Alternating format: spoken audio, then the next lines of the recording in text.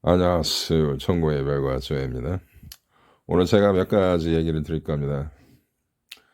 첫 번째 컨셉은 테스트 워터. 테스트 워터라는 것은 물을 테스트한다. 목욕물 테스트입니다, 여러분. 여러분이 욕조에 들어가기 전에 물이 얼마나 뜨거운지 손으로 한번 담가보지 않습니까?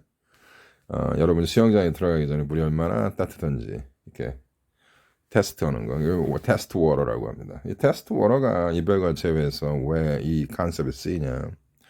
여러분이 노 컨택을 잘 진행을 하시면 여러분의 X가 여러분에 대한 absence, 어떤 부재를 느끼고 여러분을 그리워하는 순간 그들이 여러분과의 재회를 생각하는 그 포인트에서 여러분을 테스트합니다. 테스트 워터죠. 즉 물에 들어가기 전에 내가 욕조에 몸을 담그기 전에 물이 얼마나 뜨거운지 차가운지를 테스트하는 거죠. 이 과정이 반드시 있습니다.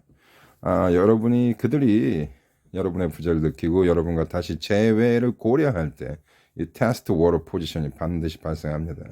그래서 많은 후보링이나 낚싯밥 이런 것들이 이 테스트 워터 과정에서 생기는 겁니다. 예를 들면 그들이 여러분과 재회를 고려할 때 여러분들한테 연락이 올 때 다이렉트하게 내가 큰 실수를 했다. 너가 없는 세상은 정말 지옥이었다. 나는 너와 다시 재회를 간절히 원한다. 이런 식으로 그냥 굉장히 드라마틱한 버전으로 여러분한테 접근하는 경우는 거의 없습니다. 물론 그런 경우도 있습니다. 열에 한 명 정도 있겠죠. 한 10% 되겠죠. 하지만 제가 지금 한 900명 정도 상담을 해오고 있는데 그런 경우는 거의 발생하지 않습니다. 대개는 매우 보수적인 자세를 가지고 여러분한테 다가옵니다. 그래서 내가 후보링에 대해서 자주 이 비디오를 만드는 이유가 그들이 여러분한테 제외의 선물을 가지고 접근할 때는 후보링의 기조와 매우 흡사합니다. 그렇기 때문에 여러분이 버리고 가려야 할 것을 잘 선택을 해야 합니다. 여기에 대한 많은 접근적 영상이 있지만 그래도 어려우시면 저한테 전화를 하시더라고요. 자 봅시다. 그래서 테스트 워터의 포지션은 되게 가벼운 인사말로입니다. 요즘 당신 어떻게 지내냐? 나 누구다.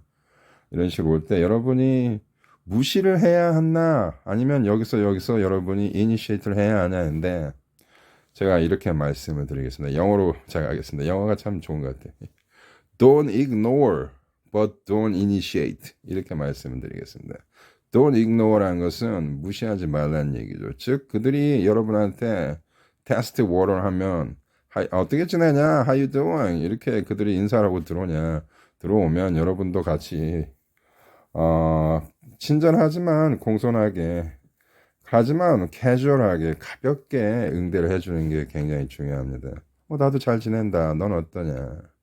그렇게 하다가 그들이 제외의 어떤 얘기가 나올 수도 있는데 대개는 안 나옵니다. 첫 번째 이니시에이터는 잘 안 나오고 나중에 이렇게 나오게 됩니다. 그때 여러분이 슬로우하게 천천히 좋은 생각이다. 너와 다시 시작하는 거. 하지만 천천히 가고 싶다.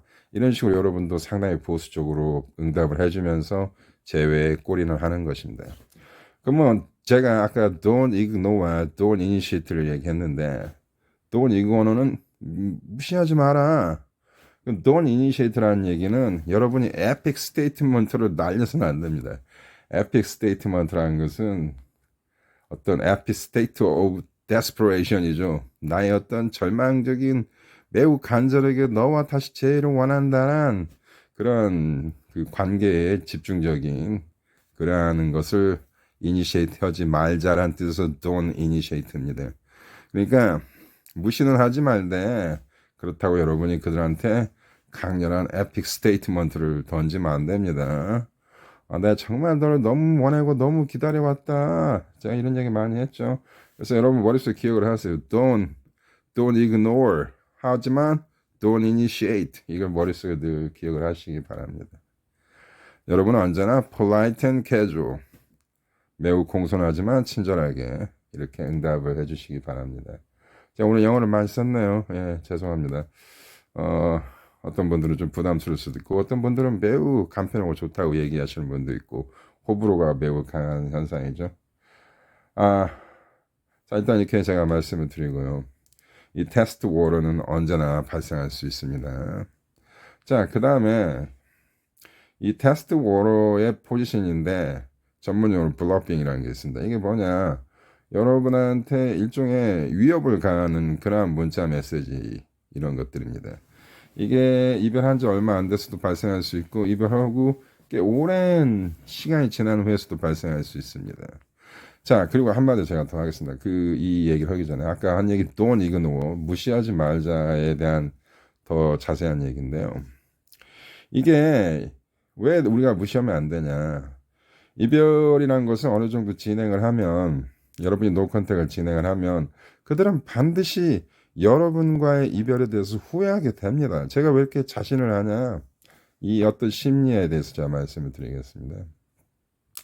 이게 이제 메모리 레인이라는 전문 용어가 있어요. 메모리 레인, 레인이 기찻길이죠. 철도. 메모리 레인이라는 것은 기억의 철도입니다. 자, 사람의 기억이라는 것은 어떤 사람과 같이 오랜 시간 동안 관계를 지속해 나가다가 갑자기 부재가 옵니다. 이별이 된 거잖아요. 그러면 사람의 기억이라는 것은 이 습관성이기 때문에 내가 철수라고 합시다.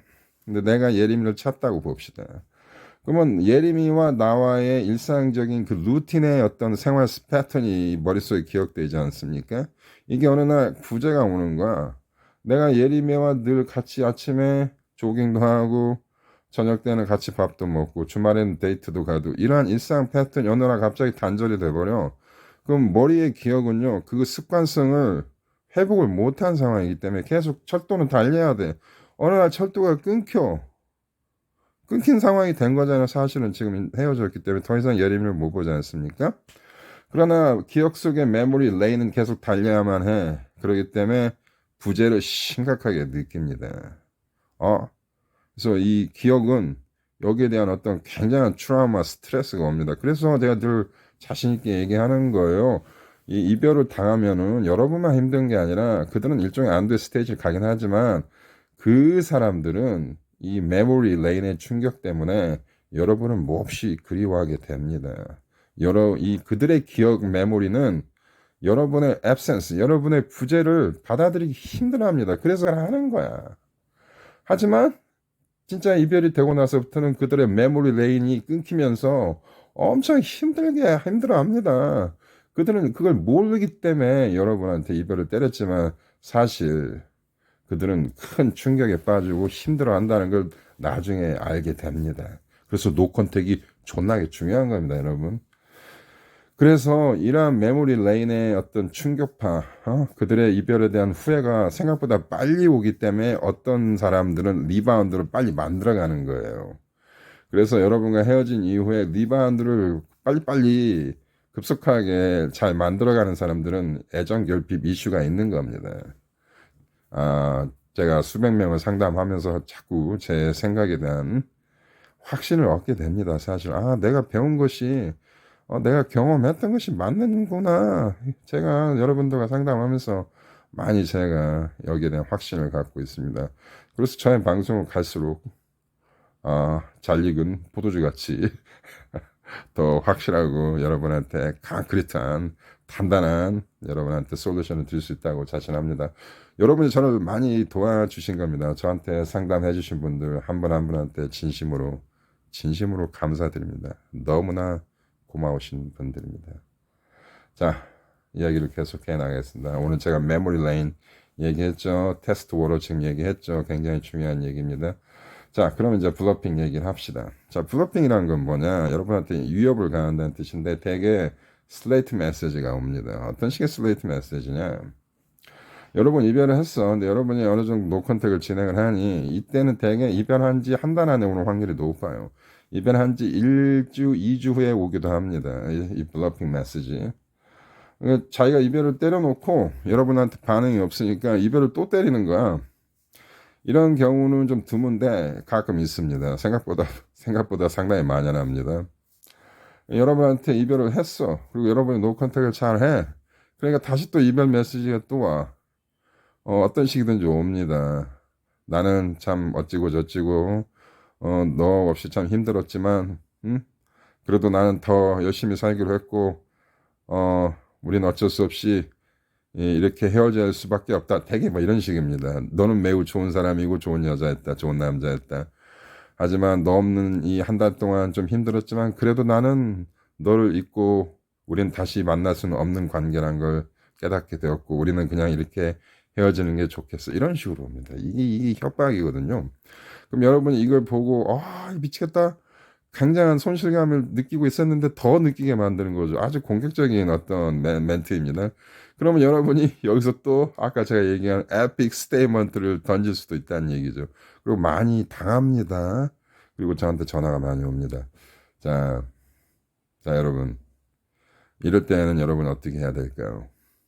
이때 여러분 다시 이걸 하셔야 합니다. Don't ignore, don't initiate. 무시하지는 마시고 끝나게서 여러분이 initiate 될 필요는 없다. 근데요, 그들이 여러분한테 이런 블러핑 메시지를 언제 이게 오냐가 중요한데, 헤어진 지 일주일 안에 온 거 있지 않습니까? 헤어진 지 한 달 안에 온 거는, 여러분의 상황을 봐서 특별히 할 말이 없으면 이건 좀 무시해도 돼요. 이게 좀 어렵습니다. 안 그러면 가장 좋은 방법이, 이게 특별히 내가 응답을 좀 하긴 싫어. 이것도 응답하면 내가 또 매달리는 스탠스가 갖고, 근데 무시하면 또 이 새끼가, 얘가 또, 그렇게 생각할 것 같고. 그럴 때 가장 좋은 게 이모콘을 보내세요. 이모티콘을, 해피 스마일 이모티콘을 보내든지, 아니면은 너의 말을 수긍한다라는 뜻의 강아지가 울고 있는 듯한 그런 이모티콘을 보낸다든지. 이 상황이 굉장히 델리케이트하기 때문에 여러분이, 이거 좀 어렵네요 하실 때는 저한테 연락을 하시면 됩니다. 이렇게 하시고, 자, 하여튼 이제 제 마지막으로 드릴 말씀인데 그들이 여러분한테 이별 후에 여러분이 노컨택을 예를 들어서 노컨택 한 달은 좀 아닙니다, 여러분.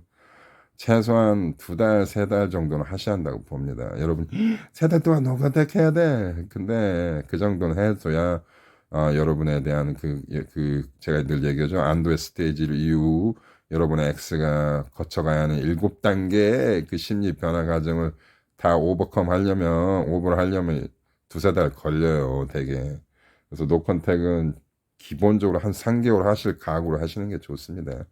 3개월 정도 돼서 재회가 잘 이루어지기도 하고, 어떤 사람 8개월 만에 재회하신 분도 있고, 심지어는 1년을 넘어서 재회하신 분도 있습니다. 그러니까 노컨택이라는 것은 수학적인 개념이 아니다. 제가 늘 얘기를 하죠. 자, 중요한 거는 어느 정도 시간이 꽤 흘러서 그쪽한테 메시지가 온 거를 여러분이 무시하면 안 되니까 시간이 흐르고 이 인터벌이 긴 후에 상당히 노컨택이 진행된 후에 그들한테 온 메시지는 상당히 의미가 있는 거기 때문에 그건 절대 무시하면 안 됩니다. 아무리 가벼운 문자, 아무리 싸가지 없는 문자라도 이게 그런 것은 반드시 그때 컨셉이 don't ignore, don't initiate입니다. 하지만 이별한 지 일주일도 안 돼서 나 또다시 이별을 주는 그런 블러핑 메시지는 봐서 이건 좀 무시하게 하는데 그냥 알았다 수긍한다는 식의 어떤 이게 일종의 무시긴 하죠. 이런 식으로 한번 대응할 수도 있습니다. 이런 면에서 약간 좀 어려울 수가 있겠죠. 그래서 다시 한번 정리를 하자면 그들이 이별을 했는데도 일주일도 안 돼서 슬레이트 메시지 다시 보냈다. 나한테 이별을 확인하는 문자를 나한테 2번 총알을 쐈다. 이런 건 좀 무시해도 된다고 봅니다. 그게 무시하는 것이 여러분이 두려우면 이모티콘 날리세요. 이모티콘. 해피 스마일 이런 거. 한 가지 좋은 예를 들어보겠습니다. 이게 어떻게 된 거냐. 저희 지인입니다. 아주 오래된 지인인데 이 사람이 이제 소위 말하는 그 부메랑 테크닉을 사용한 거죠. 여자친구가 이 남자친구한테 이별을 했습니다. 그리고 이 친구가 한 일주일 정도 아무 반응이 없다가 자기가 또 이 여자친구한테 문자를 보냅니다. 너의 이별 문자를 보고 내가 오랫동안 생각을 했는데 내가 생각해봐도 우리는 그냥 이별하는 게 좋을 것 같다 하고 받아쳤어요. 부메랑 테크닉이죠. 이별을 받았는데 그 이별을 다시 받아쳐서 던져준 거죠. 내가 이별을 받았잖아요. 그럼 나도 그 사람한테 이별을 주는 거야. 이게 굉장히 중요합니다. 이걸 잘 하시면 재회 확률 95%입니다. 여기에 대한 연구조사 있습니다. 이런 식으로 이 사람이 이별을 받아친 거야. 아주 용기 있게. 여자친구가 잘 버렸어? 그래, 좋다. 나도 이별을 던졌어. 어쨌든 여자가 뭐라고 하냐면, 그래, 좋은 생각이야. 오빠 어찌고 저찌고 그럼 잘 지내. 이렇게 블러핑 메시지가 바로 왔습니다. 그때 이 친구가 한 게 뭐냐? 이모티콘을 날렸습니다. 해피 스마일 이모티콘. 이게 엄청난 효과를 줍니다. 그 두 사람의 약간은 매우 짧지만 강렬한 총싸움이었죠, 이게. 근데 그쪽에서 여자가, 그래, 자기는 아무런, 사실 이 남자가 이미 이별 메시지를 다시 전달했을 때 그 여자가 상당히 충격을 받았거든요. 내가 이 남자를 찼어. 남자도 같이 찼어. 그래서 여자가 거기에 대한 응답으로, 그래, 블러핑 메시지, 우리는 이렇고 이렇게 해서 오빠는 어찌고 저찌고 좋은 사람이지만 우리는 헤어지는 게 좋지. 다시 또 이렇게 날렸어. 그러니까 이 남자가 거기에 대해서 또 뭐 어찌고 저찌고 얘기하면 뭐잖아요. 이 해피 스마일 이모티콘으로 이 이별을 끝냈죠. 그리고 나서 2주 후에 재회됐습니다. 이 사람들. 이렇게 그 제가 이 노컨택의 원리를 매우 짧은 시간에 소화를 한 사람이죠. 이런 식으로 극적으로 제외되는 경우가 있습니다. 이건 확실합니다. 여러분이 강하고 독립적인 자세를 이 초반부터 세게 보여주면 재회가 생각보다 매우 빠르게 됩니다. 근데 현실적으로 이렇게 독립적으로 강한 스탠스를 보여주신 분들은 되게 없죠. 대개는 많이 매달리십니다. 예. 좀 매달려도 어쩔 수 없습니다. 매달린 건 매달린 거고. 자, 나 너무 심하게 매달려서 우리는 끝난 거 아니에요. 이러면서 전화 오신 분도 있는데, 아, 그래도 다 방법은 있습니다. 제가 언제나 여러분을 도와드리겠습니다. Stay with me 하십시오. 저도 여러분과 Stay with you 하겠습니다. 노 컨택 아미 여러분, 다음 회차에 다시 보겠습니다.